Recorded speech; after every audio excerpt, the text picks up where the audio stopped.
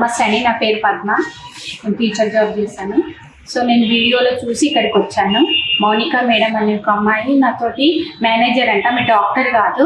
First నాకు ఫేస్కి injection ఇప్పించిందండి. So మొత్తం ఫేస్ మొత్తం ఖరాబ్ అయిపోయింది. సో నేను మళ్ళీ 2 times వస్తే మళ్ళీ పీల్ చేశారు, సక్సెస్ కాలేదు. సో మళ్ళీ నేను అమౌంట్కి ఇట్లా అడిగితే ఒక్క నిమిషం అంటుంది. అసలు రెస్పాండ్ అవుతలేదు, ఫోన్ కూడా ఇస్తలేదు, ఫోన్ నెంబర్ కూడా ఇస్తలేదు, స్టాక్ కూడా ఇస్తలేదండి. చాలాసార్లు ఇప్పుడు అసలు కాల్ కూడా చేస్తలేదు. 21,000 కట్టించుకుంది నాతోటి. ఇక్కడ కొండాపూర్ వెళ్ళాము. ఇప్పుడు వెళ్తే ఇక్కడ రండి, ఇక్కడ మీకు దగ్గర అవుతారని ఇక్కడ పంపించేస్తాను. సో ఇక్కడ కూడా అసలు ఏమి ట్రీట్మెంట్ అయింది కానీ అసలు తక్కువ కాలేదు. మళ్ళీ వేరే డాక్టర్ దగ్గరికి వెళ్ళాను సార్. మొత్తం అమౌంట్ నా దగ్గర 70 వరకు నాకు అమౌంట్ ఖర్చు అయిందండి. నా మనీ నాకు కావాలి ఎట్టి పరిస్థితుల్లో. ఎస్ఐ క్లినిక్ మీద మనకు కంప్లైంట్స్ రావడం జరిగింది. దాంట్లో 2 కంప్లైంట్ ఇవ్వడం జరిగింది. సో వాళ్ళని పిలిపించుకొని, మేనేజ్మెంట్ వాళ్ళని పిలిపించుకొని కూడా నోటీస్ ఇవ్వడం జరిగింది. పిలిపించుకొని కూడా ఎక్స్ప్లెనేషన్ అడగడం జరిగింది. సో వాళ్ళు చెప్పిన ప్రకారం 4 కలిసి మనకు టీమ్ లాగా ఉన్నాము. దాంట్లో 3 నాన్ మెడికల్ ఉన్నారు, 1 మెడికల్ ఎంబీబీఎస్ డాక్టర్ రిజిస్ట్రేషన్ ఉంది. ప్లస్ డాక్టర్ మేఘనా అని కూడా డెర్మటాలజిస్ట్ రిజిస్ట్రేషన్ ఉంది. తనది సర్టిఫికేట్స్ ప్రొడ్యూస్ చేస్తాము అని చెప్పారు. దాని ప్రకారం మేమేమి అడిగాము అంటే మనకు సెల్ఫ్ డిక్లరేషన్ ఇవ్వమని చెప్పాము. సో పేషెంట్స్ కంప్లైంట్స్ వస్తున్నాయి కాబట్టి డాక్టర్ మేఘనా రెస్పాన్సిబుల్ ఆ క్లినిక్.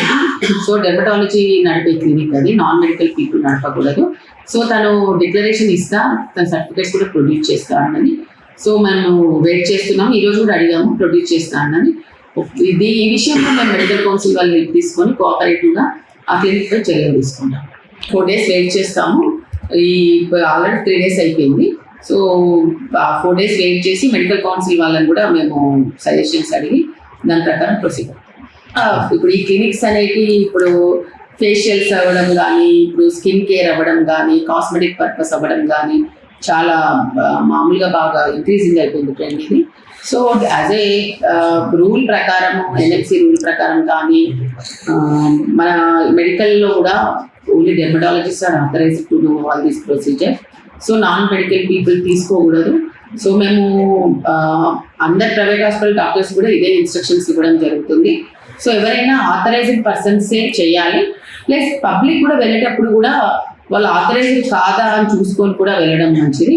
సో ఇలాంటి క్లినిక్స్ ఉంటే మేము ఆల్రెడీ ప్రైవేట్ హాస్పిటల్కి టీమ్స్ కూడా వేసాము. 5 teams, 5 డిప్యూటీ డివిజన్స్తో పాటు వేసాము. సో ఇలాంటివి ఉంటే కూడా మేము నోటీస్ ఇచ్చి సిఏ ఎస్టాబ్లిష్మెంట్ యాక్ట్ ఏం చెప్తుందో దాని ప్రకారం మేము ప్రొసీడ్ అవుతాం.